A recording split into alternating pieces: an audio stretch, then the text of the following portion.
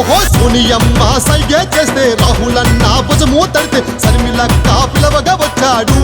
మన బుల్లి బాబు కాంగ్రెసు జెండా పట్టాడు